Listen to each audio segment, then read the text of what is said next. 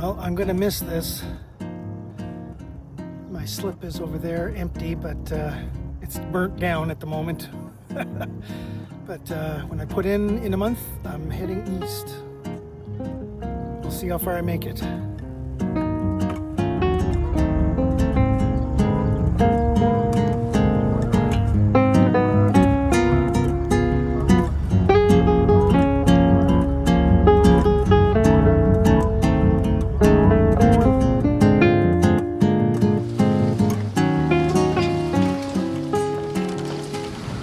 Hey everybody, so going to be documenting tearing apart this Furlex 200S.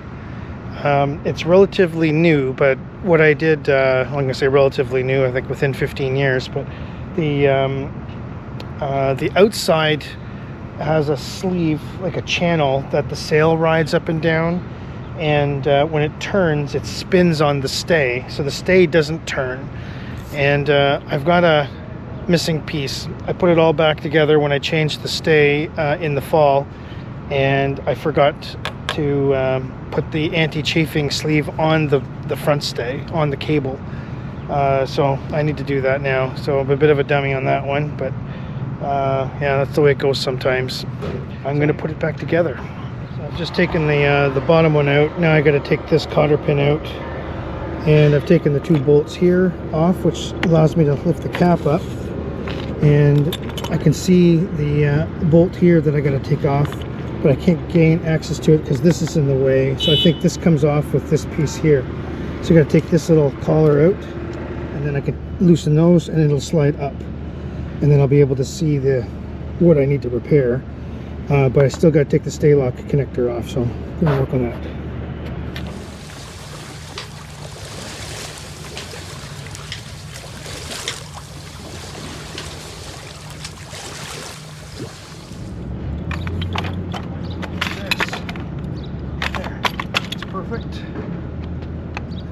So this is my challenge, is that I've got to take the stay lock connector apart, and then inside is a wedge, and I've just got to double check that the wedge is usable after I'm done. Alright, so I do believe that this is correct. The outer edge is over the wedge, and the innards come out just a smidgen. So I'm pretty sure that when this tightens down, these will be on this side of that part of the wedge right here.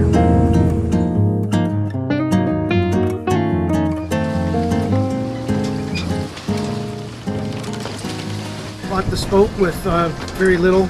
Had no working engine, no instruments, and you know, I gutted it. I pulled the engine out, and then I decided to go electric. So I put an electric motor in, and had a whole learning curve about that. So I learned about batteries and charging systems and wiring, and you know, house banks, all the different solar panel and monitoring systems. And that's what this channel is about. It's about sharing the knowledge that I learned, documenting my journey as I retrofitted this boat. I'm looking forward to next year. Next year I'm going to be taking the boat out to the coast and to the ocean, and I'm looking forward to that. So hopefully you can follow along and join me.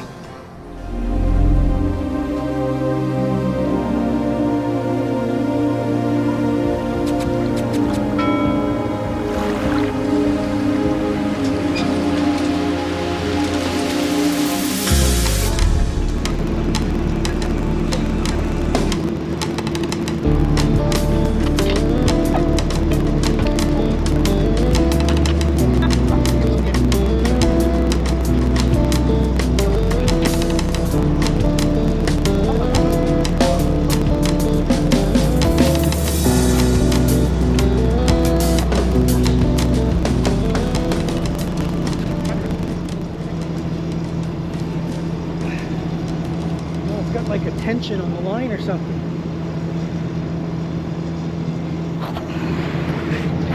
So we've got the world's tallest boom at the moment. It's like way up there, but that's just temporary while we get things kind of sorted. I still have to put the bag on it, and I'm just going to untangle the spinnaker, and Jalissa's going to route the outhaul here. Yeah, so that one just comes back.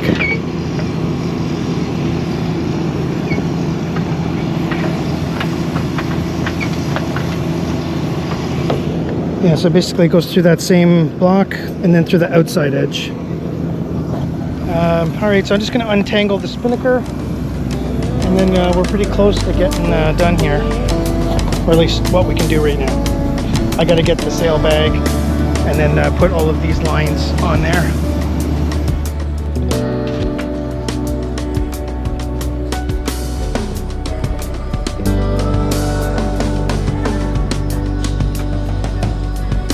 That's pretty heavy, actually. It's 80 pounds, so this is a fair amount of weight there.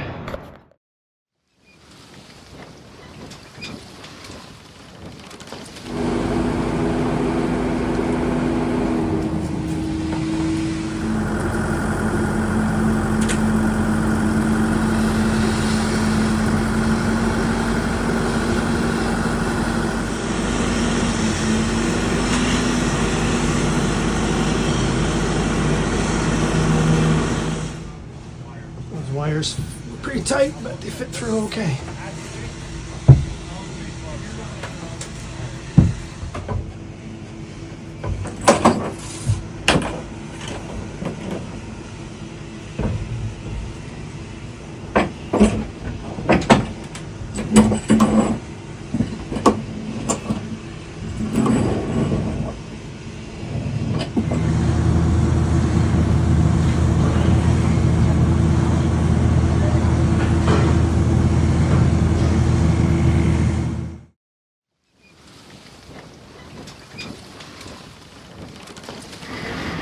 Okay, so we're having like tornadoes or something today.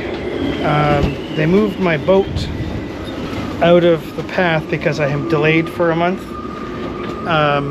So they moved me where I wouldn't be in the way of them moving other boats out, which makes sense.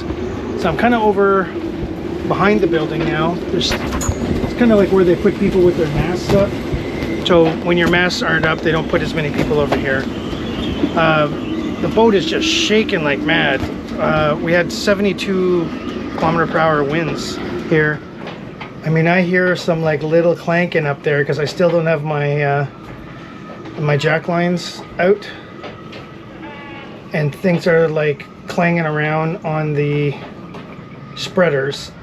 I hear like little tick tick tick tick, but this is so much quieter now. You can see I've got some lines still kind of flying around in my flag halyards, but yeah, the insertion of the conduit, oh my god, what a difference. This is like so much quieter. So now what I'm going to do today is I'm just going to get this connected up and go through that little hole into my my block, and then I'm going to have to just put some ends on it, but I'm going to start with the wind transducer and just see how crazy windy this is out there, because it's crazy windy.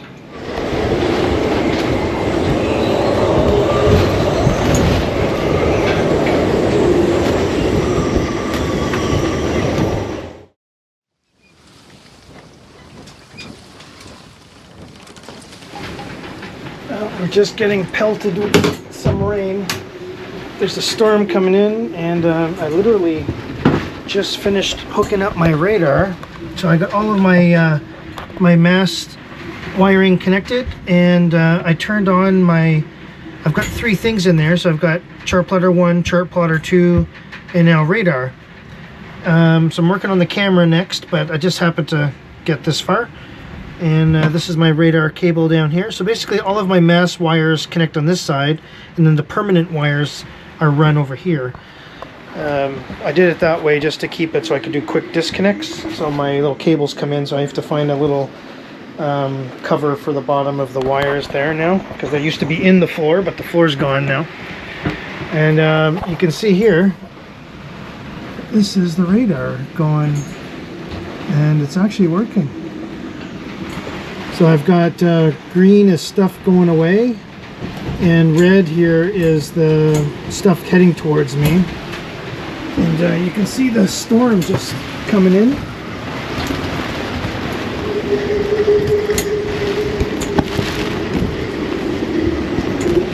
We're having a really crappy day.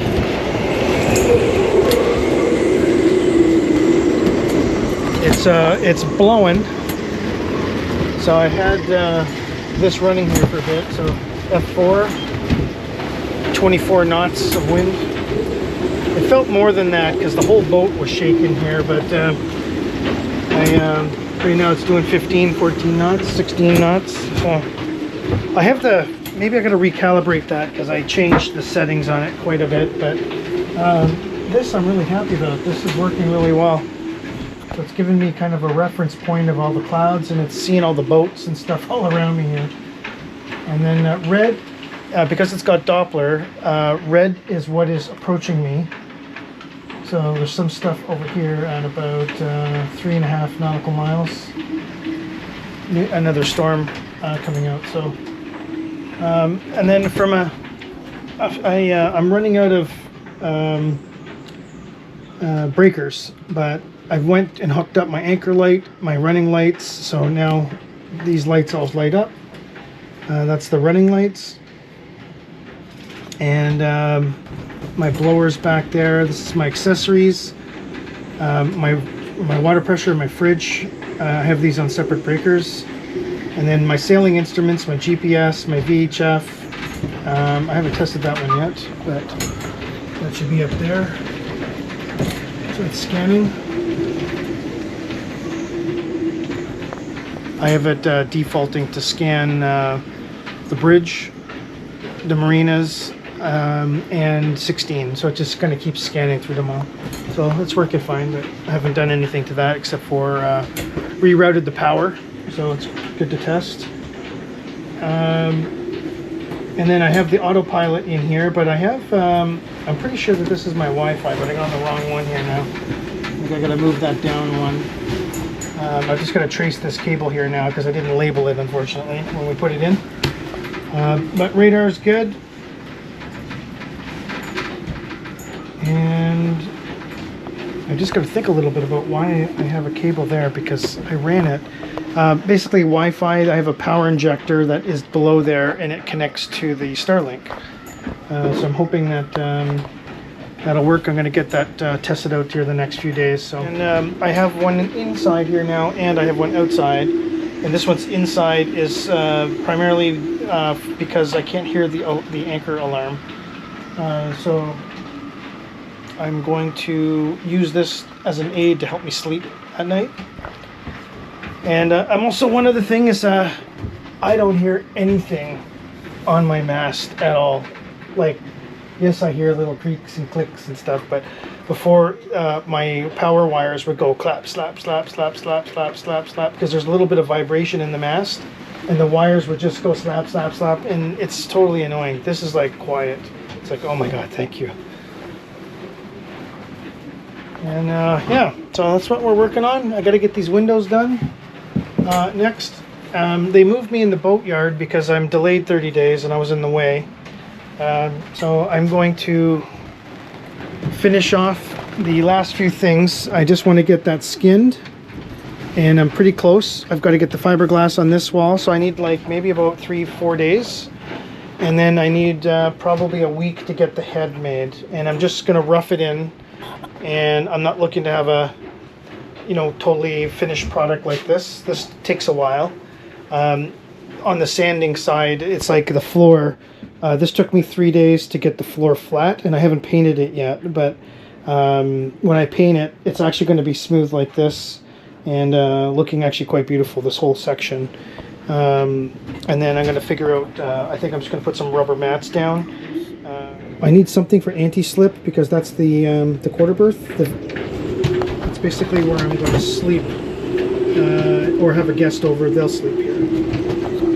So I have to finish the mattress too for that section. It just reminded me. Anyways, still lots to do, but we're getting there one step at a time. I just was excited about the radar and I wanted to share that.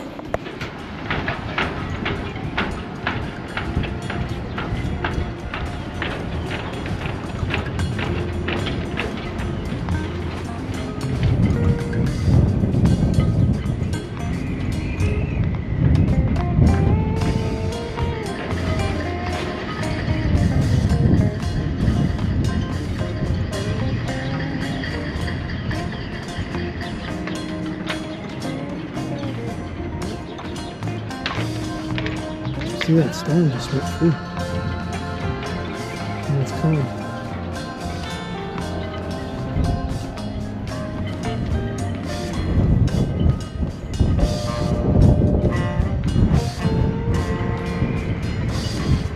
Sun's coming out.